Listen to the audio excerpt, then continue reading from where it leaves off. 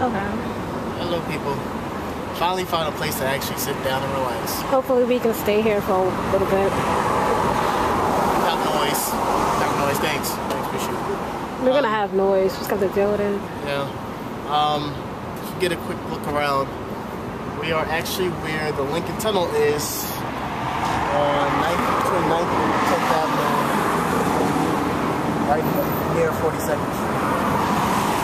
See where we walk from because over in the distance, if I say that, we're walking for a while. It's enough time to think and actually think about what we're going to talk about now. So. Oh, well, nice little shot of the city. Buildings are like so pretty. We were trying to get a good shot with the two buildings I'm showing right now. That's not working too well. So right here is pretty lit. So yeah. I mean, we have good lighting. We really do have good lighting. Really good lighting right here. I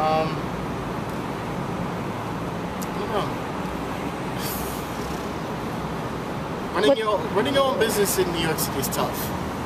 I would tell anybody, if you're going to do it, make sure you have, and this is not to have a pun behind it, but very loyal people, have the heart to do it, have the focus to do it, and know that 9 times out of 10, not only will you come on a pocket for a lot for it, but you're going to test your patience a lot. And I swear to God, me and Joan here have been through a lot for our patience to be tested on several different occasions. If you hear me sniffling, sorry. I feel like I'm getting sick. I know I'm mad close to the camera sniffling. But I don't know what to tell you people sometimes, man. I really think when I first started this back in 2003, I knew what I was doing straight off in. And now it being 2011, I don't. Sometimes I really just don't. I just hope that eventually it'll just work out. And it really, honestly, it has not the way we wanted to. Don't you agree, miss? It's frustrating. Very. That's the best word that I can honestly use at the current moment. One second.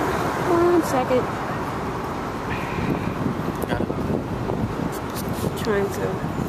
Sorry if the camera starts going psycho. I'm trying to take it off my wrist.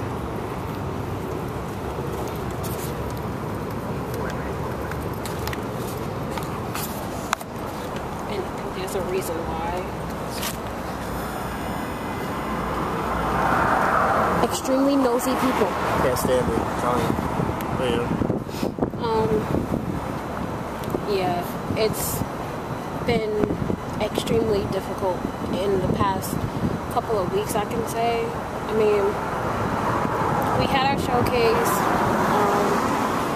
It didn't go how we expected. No. And I can't even say sorry. I can't even honestly say that we have anybody that we can blame for why it wasn't the way that we wanted it to be. Only thing I can say is that a lot of the people who claimed that they were coming didn't show up. But I mean, I'm not even talking about performers, I'm talking about supporters. And there were a lot of people that night also who were complaining about the drink minimum for the club. But we told everybody about that beforehand. So I don't understand why the night of the event it created such a problem when the 2 drink minimum was already known. Yep. So for people to walk out, take their money back, you know, it was kind of messed up in a way because honestly everybody knew about the 2 drink minimum. I mean, we didn't hide it. Even when it was increased, we told everybody. We tried to get, everybody, we gotta get a tripod. Yeah. We tried to keep everybody in the loop about it, and unfortunately, we can't. I mean, I hope we're both in. I think we are, but we're not to blame for that. And honestly, I'm glad you brought that up because I can honestly say for those people, unless you texted me, emailed me, or you saw me in person, and honestly said to me, "Hey, look, John, I'm not gonna be able to show up," or "Hey, look, John, I'm sorry I didn't show up." As pissed off as I am at the current moment, especially with this pain in my goddamn hand right now, I can all kiss my ass. That's being straight honest and real. This is the second time y'all did this shit to me, and I don't do thirds. The first time was back in 2005. No, Joseph was born 2007. 2008. 2008. When I did my first event, it's the Act Like You Know party, the summer jump off party that I did. I had 112 people about confirmed saying they were coming. Only difference between this and that event was that there was an issue with the address.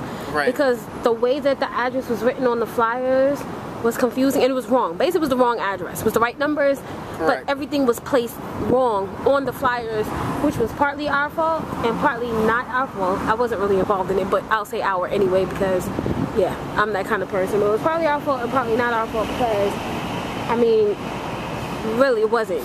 It was yes and no because it was the way the address was given to us, so that's how we gave the flyer people. Right. And there's nothing that we can do when you're dealing with shady people in the first place. Exactly. And that's a whole nother, if we do a video on that, that'll be a revisit.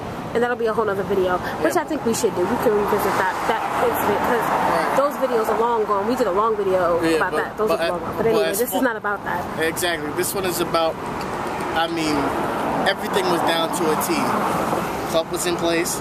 The time was in place. We had the club paid for. The club was paid for. The address was correct.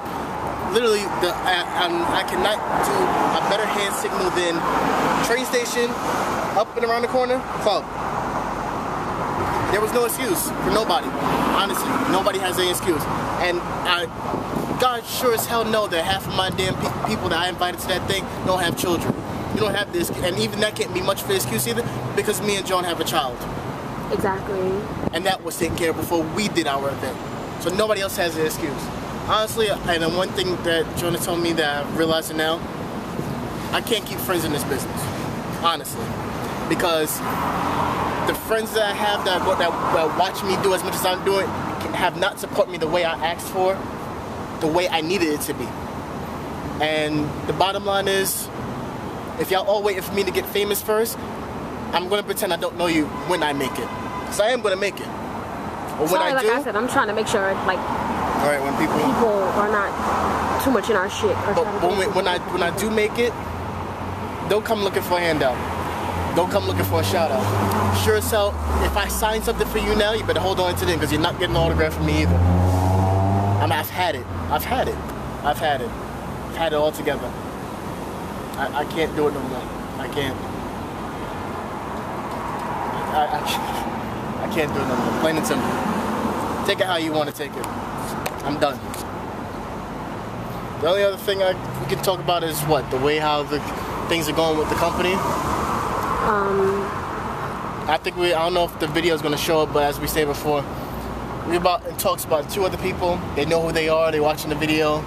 It has not changed. But anybody else we've talked to, LoyaltyX is not taking any more clients as of this moment for the foreseeable future.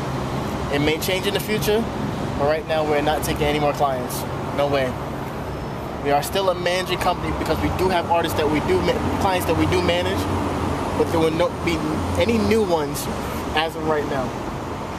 None.